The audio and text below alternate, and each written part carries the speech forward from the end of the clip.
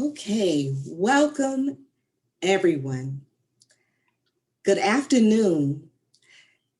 Here we are at the end of such a wonderful day of learning, collaboration, and finding and discovering some new ideas. This is our closing plenary of the 2021 Summit on Early Language and Literacy. As the program director for the Deal Center, I hope that the session experiences that you have had today have helped you to make connections with our call for action to advocate for literacy equity for every child in your community and state. On behalf of the Deal Center staff, I thank each of you, our state and local leaders, educators, and all participants for your attention, your engagement, and your self-efficacy on enhancing your practice around early language and literacy. Summit presenters, please accept our sincere appreciation for the sharing of your knowledge, evidence-based practices, and experiences. For without your contributions, we would not be able to provide a collaborative opportunity such as the Governor's Summit on Early Language and Literacy. But hold on, it's not over yet. We have a few more nuggets of critical information for you to add to your toolkit to take back and share in your organizations, communities, and among your colleagues. In addition, we have some encouraging words from a very special guest. Without further delay, it is my privilege to introduce Dr. Cynthia Bolton Gary. Dr. Bolton Gary is the Associate Vice Chancellor of Educator Preparation and Policy with the University System of Georgia. We are thrilled to have her here to tell us some exciting details about teacher preparation and equity. Welcome, Dr. Bolton Gary. And I am going to go ahead and stop sharing for you so that you can share your presentation. Thank you so much, Cheryl, and thank you for including me in the 2021 Governor's Summit on Early Language and Literacy. I have to tell you, my work in literacy and education began when I was in 6th grade, when I was selected to be a kindergarten assistant for Roosevelt Elementary School, that's in Bergen County, New Jersey. Each morning, I would select and read children's books to the early arrivers while the teacher prepared for her day. It was a perfect job for me since I loved reading, and I don't remember a time I couldn't read. The ability to captivate the little kids with the books I loved was my 11-year-old superpower. One of my first challengers as the Associate Vice Chancellor of Ed Prep and Policy was to lead Ed Prep programs, affectionately known sometimes as EPPs, in pilot literacy and numeracy projects set to begin in the spring 2020. Well, what can we say about spring 2020? We had a challenge or two. Some of you might be aware of a little thing called COVID-19.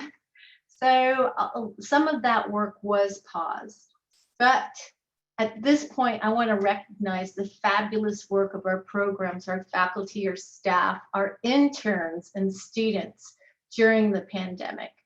I believe that the districts really began to understand and consider our interns as assets to their schools as they help their supervising teachers navigate the world to which many of our interns grew up in, that virtual world. The work never paused, nor did the support for our B12 partners ever wane as we worked together navigating this unknown. During this time, the rules for literacy and reading continue to be strengthened. the importance of reading never far from the strategic work of our state. However, the perspective of our stakeholders was concerning, as they were based on the reading milestones of Georgia's public school students and seemed to suggest that EPPs were not adequately preparing our graduates and future teachers to teach reading. Excuse me, Dr. Bolton Gary. Yes. Were you trying to share? No, not this point. Okay, I was just checking. Excuse me. I will. This was also a sentiment in a survey conducted by the Georgia Association of Colleges of Teacher Education, or GACTE. This was in the summer of 2019 at the Georgia Association for Educational Leaders at Jekyll Island. Though it was not a scientific study, the survey capitalized on the opportunity to gather perspectives from leaders and administrators. 181 superintendents, principals, curriculum coordinators, and academic coaches stopped by during the conference to respond to the electronic survey. After reviewing the initial responses, I wondered what the EPPs would say to the same questions.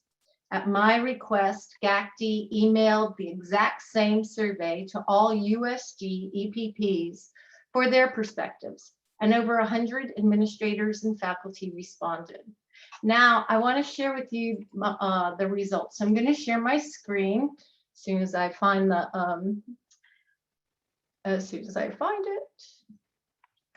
Okay. Do you see the green button at the bottom that reads share? Yep. Okay. And then there you go. And we can see it.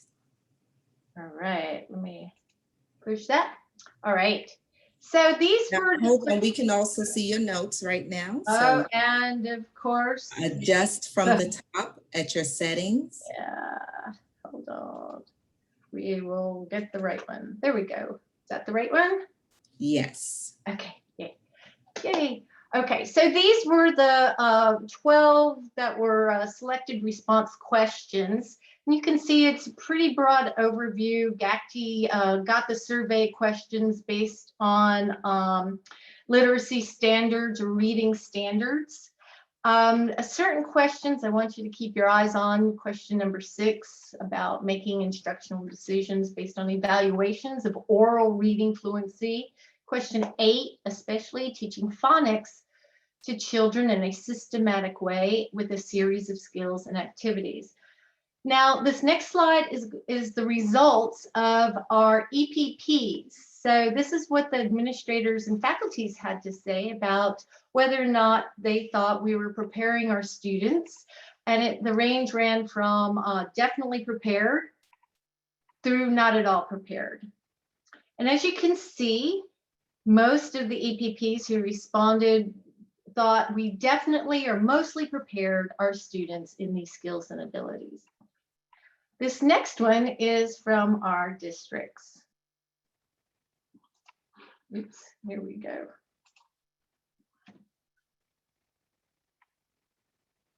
A bit of a difference. In fact, I put them together so you can look at these.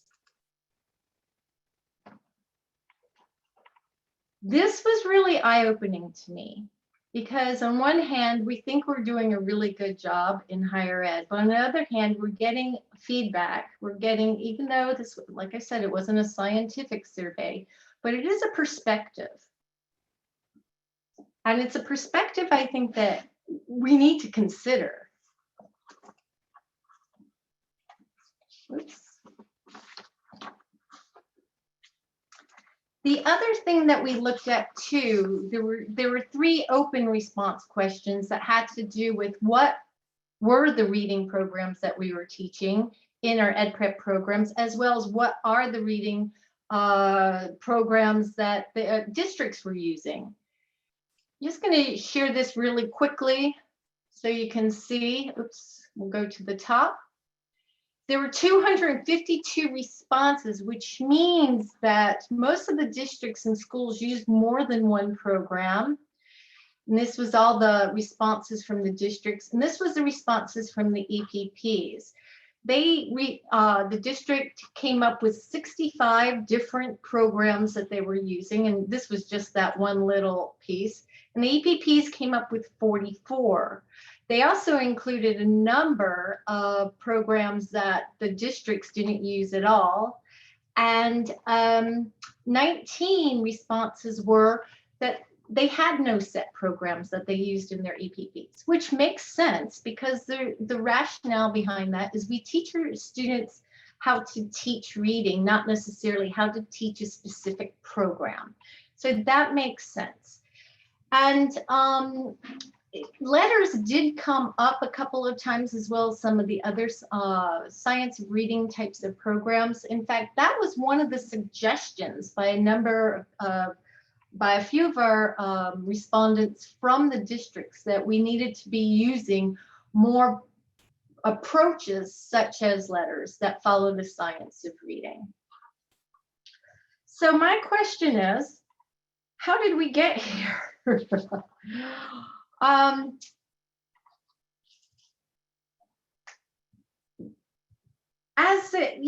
of the things is we have a variety of different ways, but again, perception is reality, and sometimes that perception of reality is more important than reality itself.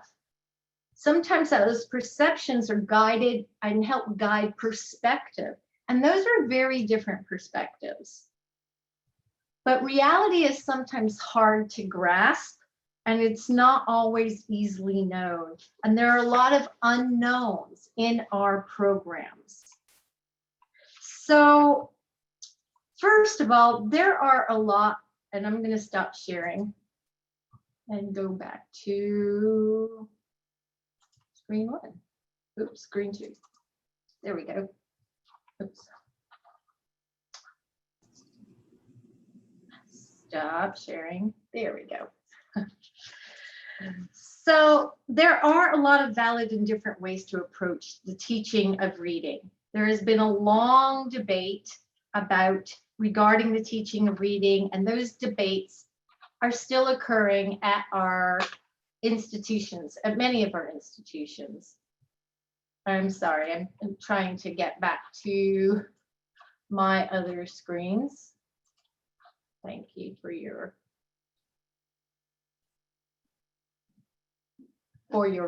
patience there. We can debate the pros and cons of each approach. What we don't know is the variability of the approaches of our program that our programs are using, and the potential impacts of that variability on the methods on our candidates' abilities to teach reading. What we do know is that all USG EPP programs are approved by the state through the Georgia Professional Standards Commission, and in some cases nationally recognized through professional and evidence-based standards. In addition, the vast majority of USG EdPrep programs are rated as exemplary or highly effective according to the professional program effectiveness measures. It begs the question though, is it enough? Is it enough to meet the rules set out for the professional programs and standards for teaching if the data suggests that 30 to 50% of third graders are still not meeting grade level reading milestones in our districts? We know, or in some of our districts, we know that teacher preparation is only one part of the solution. There are many other factors that impact student learning and development: poverty, access, resources, opportunity, social emotional engagement, and nutrition that not only includes food, but language and love. So what can USG and our EPPs do to improve how teachers are prepared to teach children to read? How can we impact early language and literacy in elementary schools? How can we build trust with our stakeholders, lawmakers, and communities that we can do the work that they have charged us, that we do the work that they have charged us? Ultimately, part of our mission is and will always be for continuous program improvement, which is why USG is partnering with the Sandra Dunagan Deal Center for Early Language and Literacy in a project that will explore the curriculum and pedagogy of our educator preparation programs in early reading, as well as the perceptions and self-efficacy of our faculty, program completers, and first-year teachers. The collaborative project with the team from the Deal Center, led by Dr. Teresa McCurry-Lavelle, is aligned with the International Dyslexia Association's knowledge and practice standards of teachers of reading. Sharing the findings with our EPPs will allow programs to make recommendations that guide instruction and extend the research aligned to empirical and evidence-driven practices. In addition, it is our intention that new elementary teachers will have an even greater impact on the reading skills of their students by third grade over time.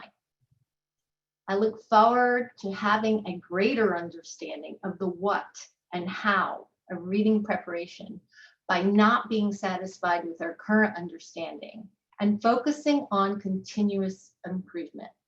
For this is the foundation of teaching, which is an extension of lifelong learning.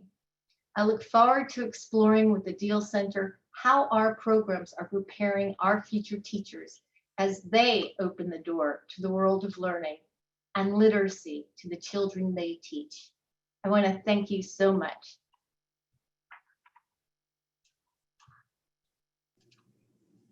Thank you, Dr. Bolton Gary, for coming and sharing that fantastic news. How exciting that we're going to have a study that will look at the EPPs and look at the impact and what we already have in place and how are we doing, right? It's asking the question, how are we really doing? So I am excited about this work, and I'm so completely overjoyed that the Deal Center gets to be part of this work as well. On the behalf of our Executive Director, Dr. McCurry-Lavelle, who's here with us, we thank you. And I know that Dr. McCurry-Lavelle looks forward to this work and the results that we get to see, how we can continue to improve in our work. All right, and thank you. And so now, as promised, folks, I'm going to share something with you from a very special guest.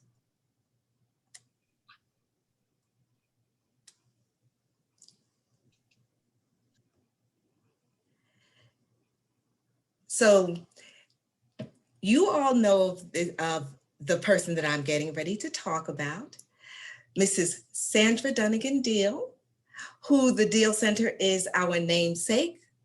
We are named after her. And she's one of the main reasons that the Deal Center exists today. Her legacy continues to inspire our work. As many of you know, Mrs. Deal is an education activist and a former public school language and arts teacher, and she was there for 15 years. As the wife of Georgia's former governor, Nathan Deal, she served as the First Lady of the state of Georgia from 2011 to 2019. As Georgia's former First Lady, she is known for advocating for literacy and education through our state. And so now let's hear some words from Mrs. Deal.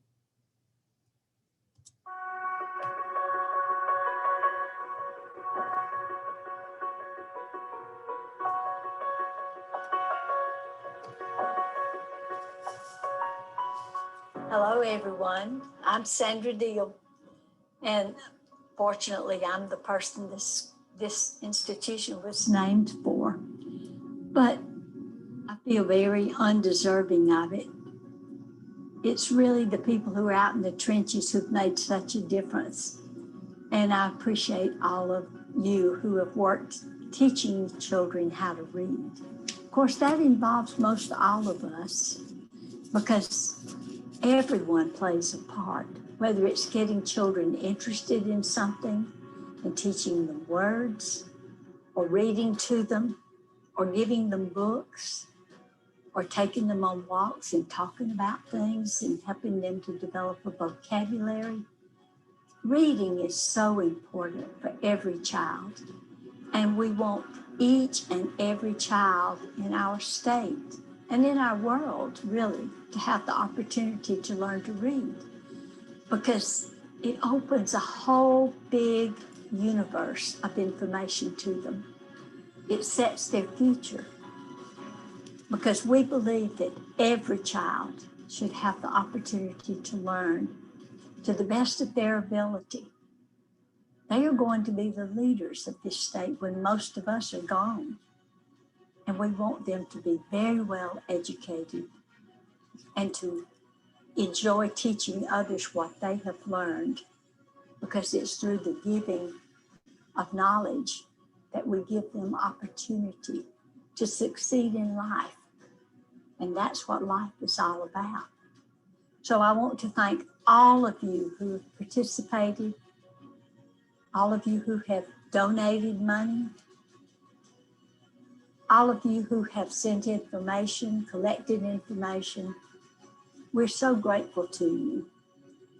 And we hope you will continue this for a long time. Just know we are proud of you and we thank you.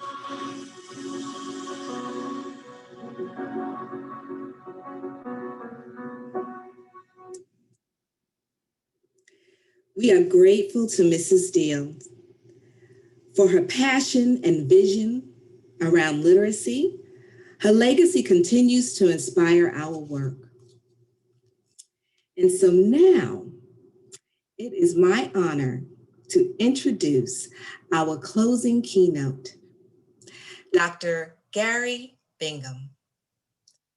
Dr. Bingham is a professor in the Department of Early Childhood and Education and the director of the Urban Child Center in the College of Education and Human Development at Georgia State University.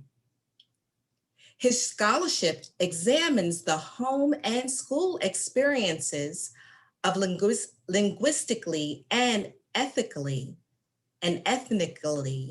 diverse students and factors that support their success. Dr. Bingham is also a former preschool teacher. Welcome, Dr. Bingham. I am going to stop sharing so that you can share. And Dr. Bingham has also provided handouts of his session. So if you didn't get a chance to get a copy, be sure to go back into the auditorium, scroll down to the bottom of the page, and you will find his handouts. Yes, thank you. And my handouts have changed so slightly as today's gone on. I've moved things around a little bit, so I'm really excited. I want to just thank you, Cheryl, and others at the Deal Center for this invitation. It's very exciting. And of course, Mrs. Deal, I don't think any of us can want anything more than for you to be proud of us, especially since you were in those trenches for so many years, driving the state and showing kids and teachers and communities that you care. Thank you so much. And I titled my talk today, Principles for Creating Meaningful and Equitable Literacy Learning, and how to establish early literacy systems of change. And there are many themes that have been talked about today that are going to resurface in my talk just briefly. This morning with Dr. Perkins, she spent wonderful time talking about social and emotional learning and how that really provides the backbone for literacy learning, and as well as culturally responsive pedagogy and practices. And I thought that was really helpful. And I will talk about this theme briefly. Mr. Williams really dove deep into equity and really highlighted our opportunity, but really incredible systemic challenges that our communities face. And I won't have a lot of time to spend in that on that topic, but I think that the way we define equity is probably very different across different systems. And it would behoove us all to return to that talk and think about how we ensure that we truly are equitable in the way that we give access to children for all these programs. And then finally, Dr. Dooley in her talk about literacy systems, there are some connections there, which I'll get into. I just want to say, again, thank you for the opportunity. And I'm excited to talk about these themes. I noticed many presenters started with a personal story, so I want to share mine briefly. This is Mom and Dad Bingham and Gail and Gloria, and they raised 7 children. Dad was a professor and Mom was primarily a homemaker. And these 4 little boys down here in the right-hand side, I'm a little cheeky one up above, my brothers, always smiling. And then here I am in my little soccer photo.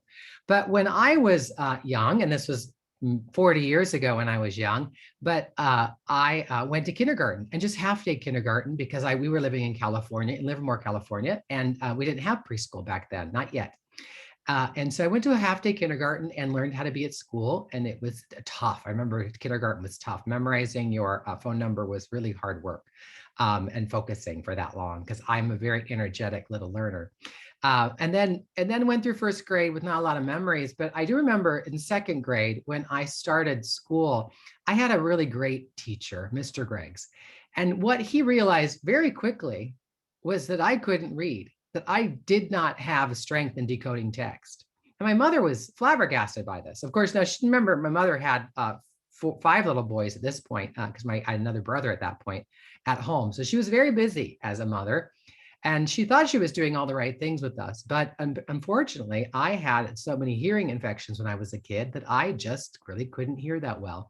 And so I'd use mental strategies to get around the fact that I could not decode text. And I pretty much had fooled people that didn't really have the time to diagnose my problem.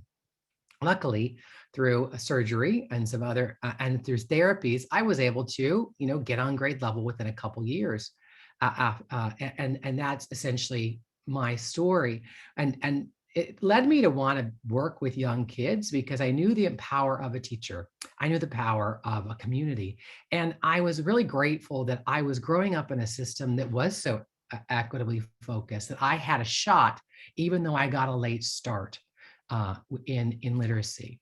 So today, as I talk to you about meaningful and equitable literacy, I want to highlight 3 things, and you'll see these icons again in my presentation. I may or may not draw attention to them depending on the time and then depending on my nerves. But essentially, I want to focus briefly on some principles of what we know since I was a kid 40 years ago about literacy, learning, and language.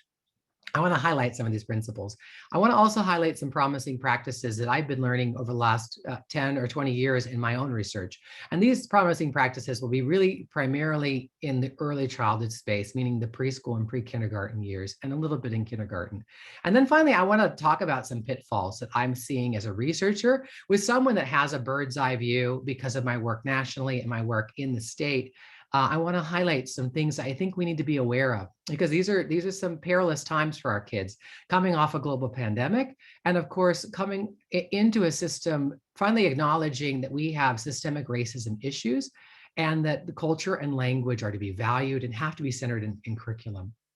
So when we think about first the state, where we're at currently, and Dr. Dooley spoke to this, we have a state literacy plan that is executed into a theory of change with the L4GA system. And I'm going to focus on 3 parts of this system. And it has to do with professional capacity, so how we organize learning environments for children, and then of course, creating a coherent instructional system. Starting with coherent instructional system, there's kind of 4 or 5 principles that I think of when I'm thinking about what we need to be addressing in the moment now. And the first is that we really need to be expanding, especially after so much digital literacy instruction, our literacy models to include digital literacies and multimodal representations of how children make meaning through text. We need to connect reading and writing processes more cleanly. What was really exciting about today's presentations was that people kept saying the word writing. When I go to reading conferences and I hear the term, the science of reading, I often say under my breath, and the science of writing, because we do have knowledge about how one encodes. And although literacy, reading and writing processes share many component skills, especially when it comes to decoding and encoding text, we also know that literacy is more than reading. And yet many times we focus so much on reading that we ignore how much meaning is made when children write and communicate through written language. And of course, as Dr. Dooley mentioned earlier, children's knowledge of written language and writing can really drive reading outcomes. We think of reading driving writing, but for anyone that's been a parent, my oldest daughter hated reading books or really disliked it, I would say. And I felt so bad as a parent because we bought all these books, we tried to get her to read, and she just wasn't that interested. You know, she didn't really love the nap time. She was a pretty active kid. She just really wanted to write, and she wrote her stories and then eventually went to college and became a technical writer. So for her way into literacy was through writing. And we have to continue to link these reading and writing outcomes for teachers and parents so they can start to see the processes that are shared. We've got to do a better job of leveraging linguistic and cultural strengths of children.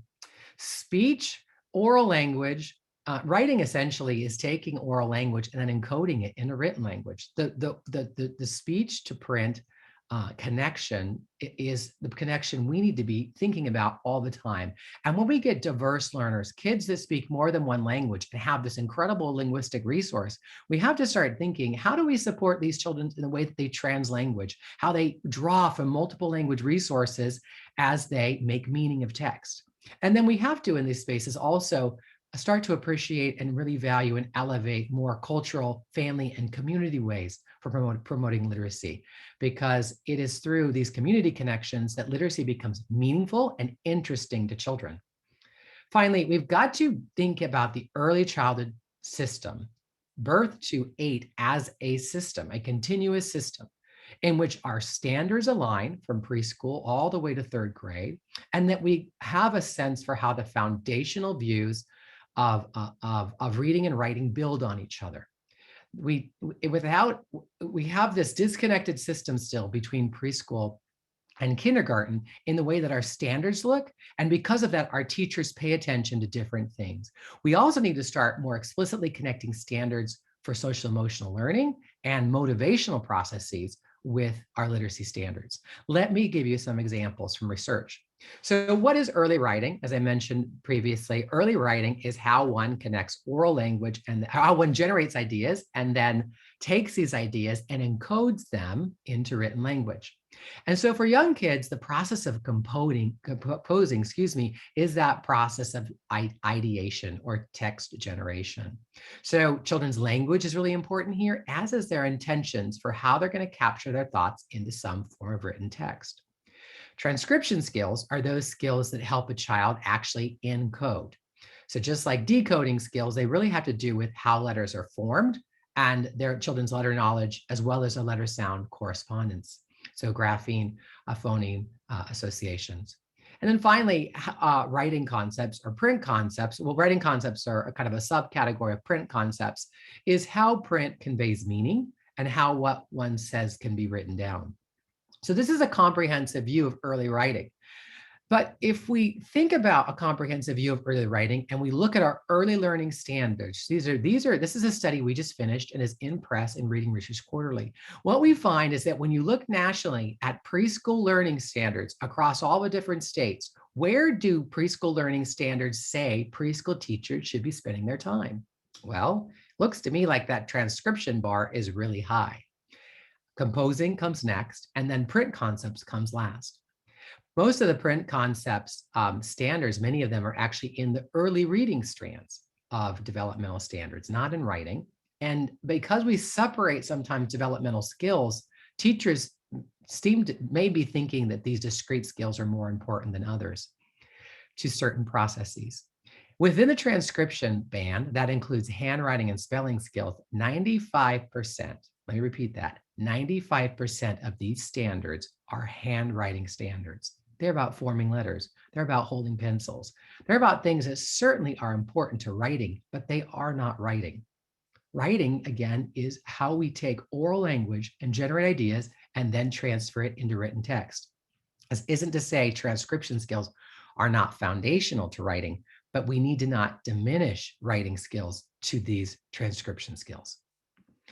What do teachers say writing is? In another study, which we hopefully will get in press soon in a special issue of Reading and Writing, We asked preschool teachers to define what early writing is, and then we qualitatively coded what they said it was. And as you can see here, wow, handwriting skills are front and center. Teachers pay attention to the standards that we set in our policy circles and higher education settings. And as you can see here, teachers, the three top and biggest, the bigger fonts demonstrate words that were used more frequently. So teachers were saying things about developmental progression and scribble writing because teachers understood that there was a developmental progression to the way children orthographically represent written language. Handwriting skills, and then motor skills, and then letter formation. These were the skills that surfaced the most, that teachers repeated over and over again, and there are many definitions about what it meant to write for young children. And as you can see, a really tiny one up on top is composing, and a really small one on the bottom is concepts of print. So teachers think like we show them the standards say, and what do they do in classroom practices? In another study, this was published in 2007, I highlighted that teachers spend their time on handwriting and spelling skills in their classrooms. They provide writing opportunities, which is great. We're really grateful to these teachers. And I meant to say this at the beginning. When I show data on teachers, I want to be really careful that I am acknowledging that teachers have a big job. As a former preschool teacher, I know that you're trying to hit all those developmental markers, and it's tough.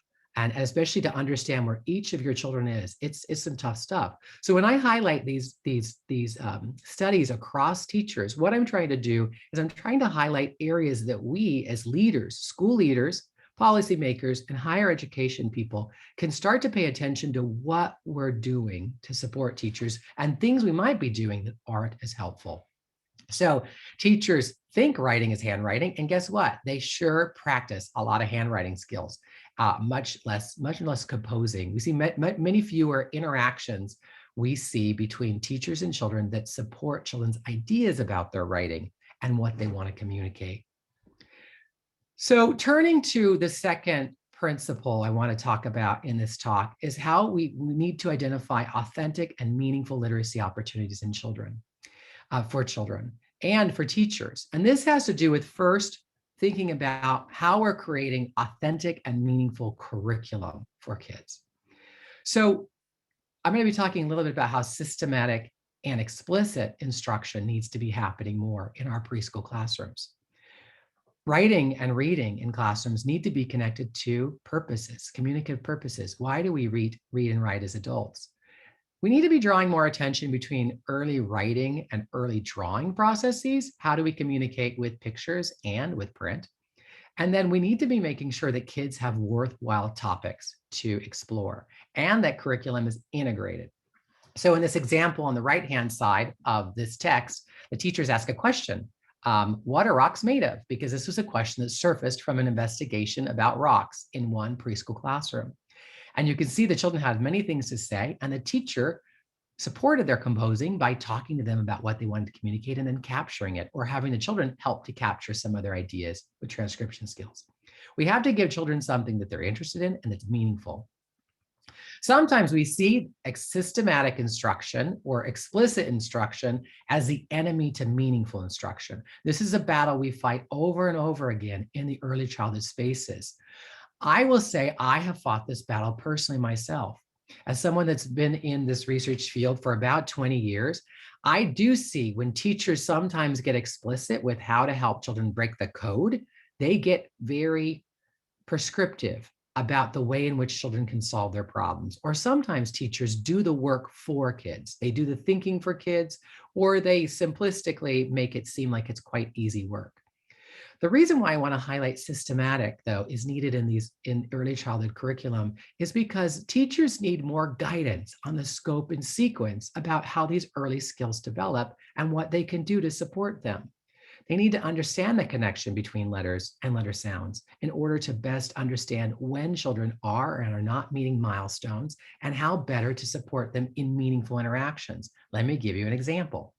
So in one unit study we were doing a unit on balls, the children were really interested in building things. And the children came up with the idea, they wanted to know how, when exploring about the balls and thinking about the characteristics of balls, we came up with the idea of a science experiment. So an integrated curriculum experience within a thematic unit with preschoolers led towards this wrecking ball experience. And you can see these little boys were so enthralled by the opportunity to go over and figure out what was going to knock down the blocks. What kind of ball was going to be used to knock down the blocks? And you can see this little person on the right-hand side is able to make a tally. So he's able to meaningfully connect that he is representing every time a ball is swung by a friend, and he is taking example. And you can see how with the hard hats, we were able to connect it to our community helper unit as well. So we can be really explicit with literacy and language opportunities in classrooms and still be really meaningful. And we need more of these experiences for children in our early learning settings. So let me tell you about a few steps that we take in our own intervention research, and we've looked at in other research as well. These are steps for authentic writing in preschool spaces. The first is that we have to establish rich writing environments. And this in Georgia Pre-K involves establishing a writing center with a variety of writing tools and resources. And then of course, writing resources around the room. These materials have to be exciting, because if you have been in any preschool classroom or in any kindergarten classroom, you know that there's a lot of things competing for kids' attention. So these materials have to be exciting, and they have to be explicitly modeled by teachers to show children how you use them. We then invite children to write. We establish really rich opportunities that are connected to the curriculum, and then we invite them to come in and experience literacy with us, both with reading and writing opportunities. And we scaffold them no matter where they're at. So for any child who is developing an understanding that print versus pictures conveys meaning, we might start there with supporting their print concepts. For a child that is starting to write letters, we'll scaffold them there when there's in their letter formation and handwriting skills. And then for another child who just needs some support thinking about what they want to communicate, we'll scaffold composing there. But you essentially invite the child to write and then scaffold them where they are. And then you make connections. Because as we know, language undergirds literacy, and language undergirds learning. And so it's important that we make these connections explicitly for children so they can understand the connections between what they're doing from day to day, from week to week, from month to month. One challenge we experience in these settings is the fact that most teachers, when they interact with kids in a writing interaction, they tend to do either the cognitive or the physical work of writing for kids. And this is a problem. Teachers think they're being helpful, but they often take over an interaction where the child needs to struggle a little bit, and they sometimes do the thinking for the child. When we looked across classrooms, we see that this is generally where writing interactions happen we did a full year-long study in 68 classrooms. And as you can see here, teachers were directing writing opportunities the most of the time. Center level play in these settings was also happening. And this is, of course, the learning centers that children were finding themselves in for about an hour, or more than an hour a day, but an hour in the morning as required by Head Start and Georgia Pre-K. Some other writing interactions were happening as part of a class routine, such as a sign-in list or a morning meeting.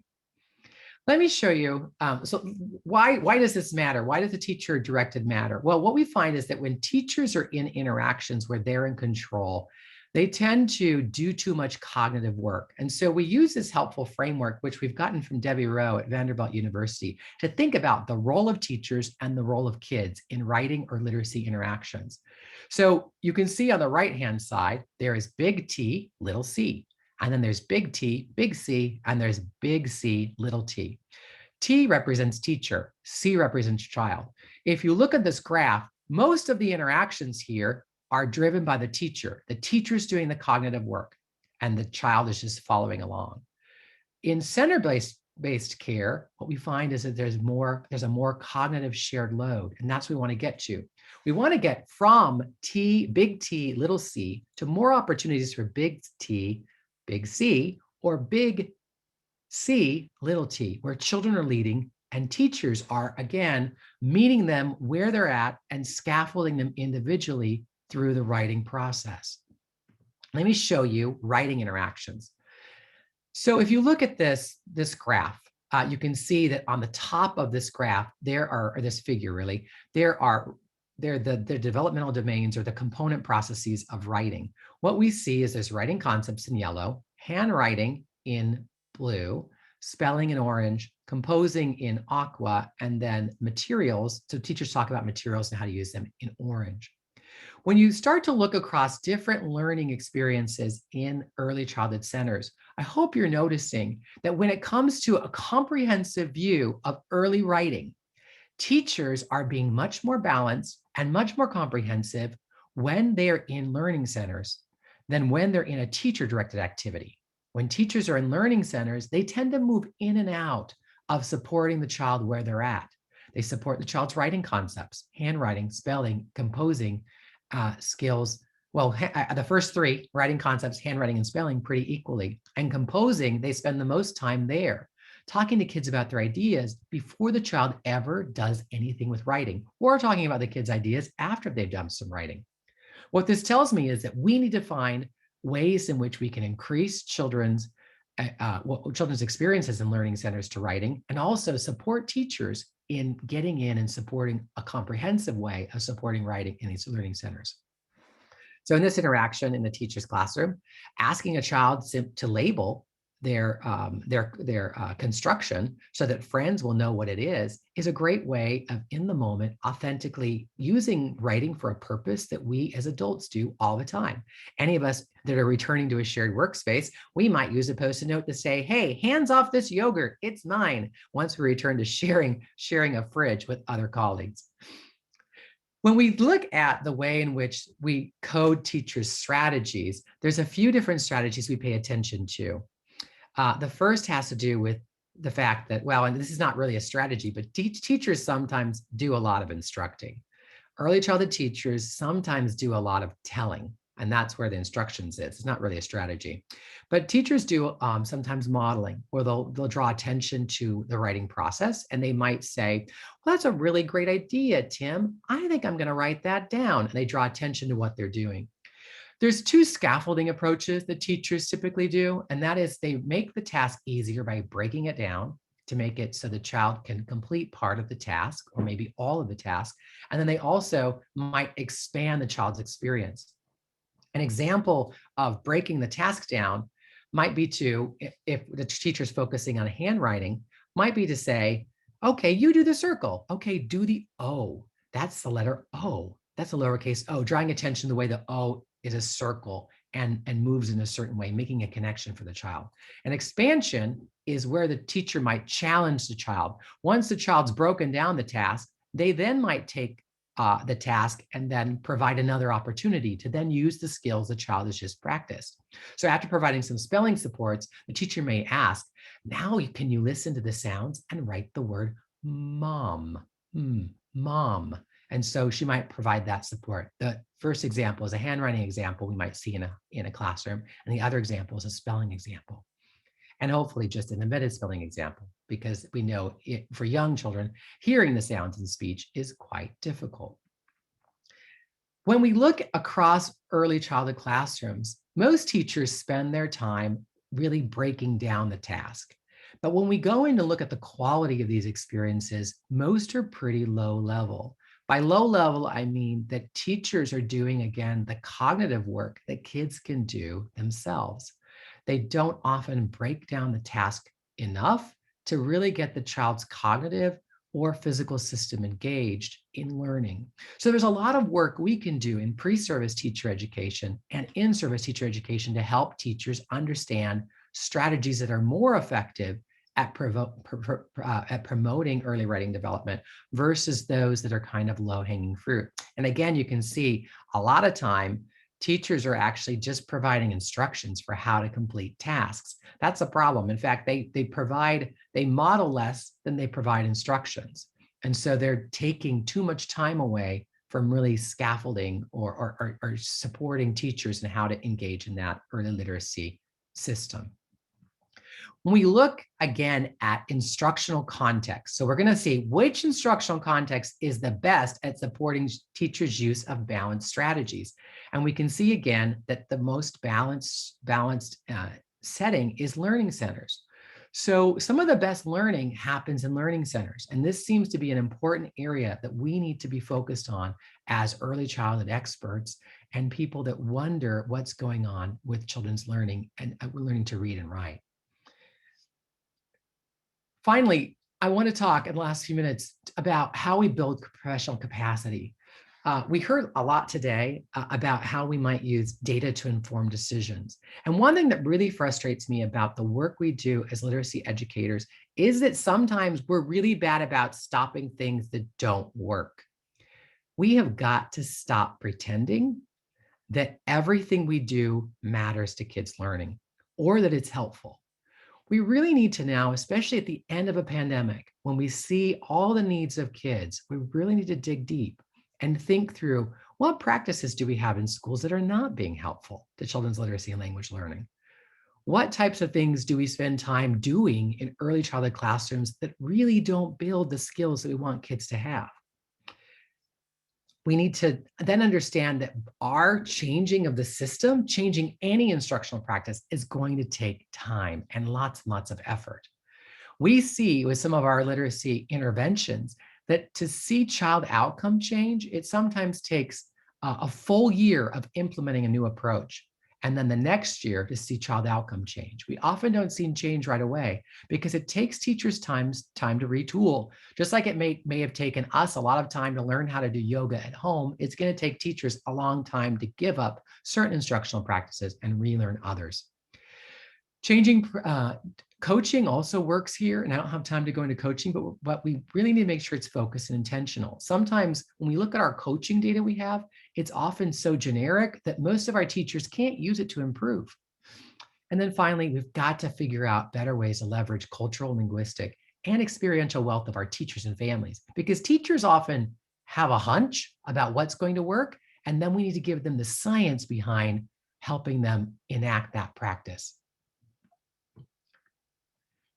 When we think about instructional routines that aren't working, I've spent the last 5 years trying to kill one instructional routine in classrooms, and I've given up on killing it, and I want to transform it. In early childhood settings, when we look at the quality of instructional opportunities that happen during the day, I'm going to give you 3 instructional routines: book reading, circle time, and learning literacy centers again. When we look at these bar graphs, which represent the quality of concepts that are happening in these classrooms, which is orange, the quality of feedback that teachers are giving children around the concepts that are being learned, and then the language modeling, so the quality of language the teachers providing to students in the gray, we can clearly see that one of these practices is coming in quite low, and that is circle time. Morning circle time is a time in which teachers sometimes enact practices that really don't work. If we return to the purpose of circle time, it's to create community and it's to set the purpose of the day, meaning it should be an opportunity to launch a critical investigation around a thematic unit. But oftentimes, circle time becomes rote instruction that isn't very effective for supporting language, literacy, or thinking skills. One intervention that we did to try to target how to use morning meeting time more effectively was my colleague Ginny Zong and I designed an early writing intervention to be implemented. And what's interesting about this morning meeting time was it was co-designed with teachers, because teachers knew their morning meeting wasn't really that great and they also wanted to change. So we co-designed this intervention with teachers. We found some novel material, which were these great little handheld whiteboards that kids could use. I mean, children love whiteboards. They just think they're amazing. And they can sit and experiment over and over again. They're reusable every day. We then worked with the teachers for a few hours about how to explicitly model writing skills in the morning meeting. And then we helped teachers then think through how they might scaffold children's writing in the morning meeting. And then, of course, we worked on morning messages and how to have more meaningful morning messages that link to thematic units.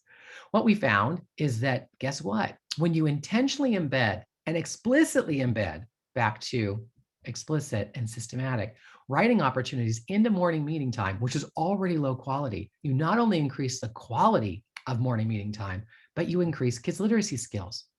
So we've got to get to approaches. We got to look at the data and say what's not working and then make a change. And we've got to make this change by working with teachers around how to best enact this change in their classrooms. When we start analyzing what happens, we have to realize that not everything we're going to do as teachers is going to work every time.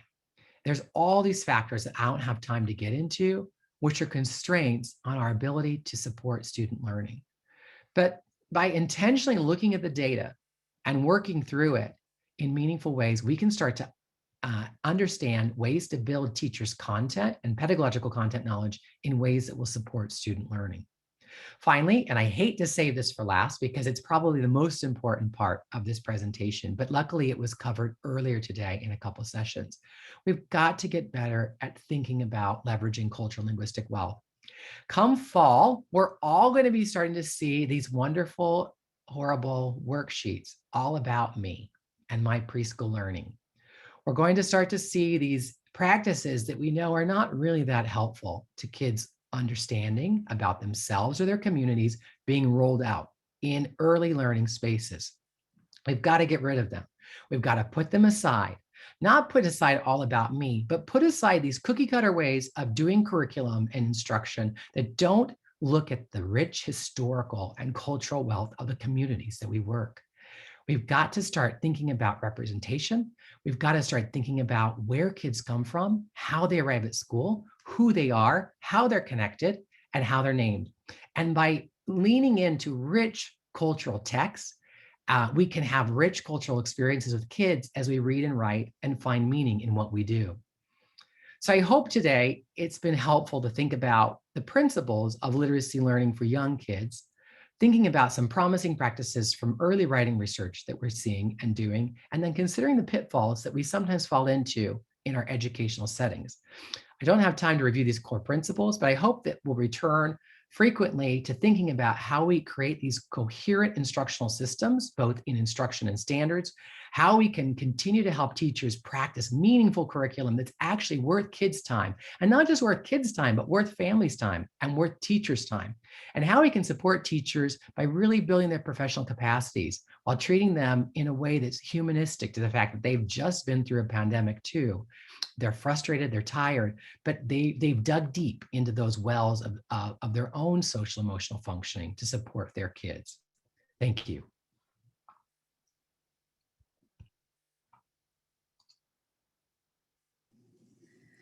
Dr. Bingham, thank you for what I would call a perfect way to end our day together. We started off our day with a focus on reading literacy, and through your talk with us today, you've taken us to an even further and deeper level with a focus on written expression and how the writing component serves as that connection through meaning, right? It allows our children to express themselves through writing. And then you also talk with us about drawing on those connections. So the connections that happen between language, reading, and then moving into the writing. This was just a perfect way for us to end the day, looking at how it's so important to be intentional about those authentic environments that we're creating to support writing for even our youngest preschool children as well. And that's where it starts. So I thank you for your discussion. I really hope everyone was able to grab some really, really great ideas that they can go back and share. So again, thank you for such a great talk. Everyone, before we depart, I just want to say that the Deal Center believes literacy changes lives.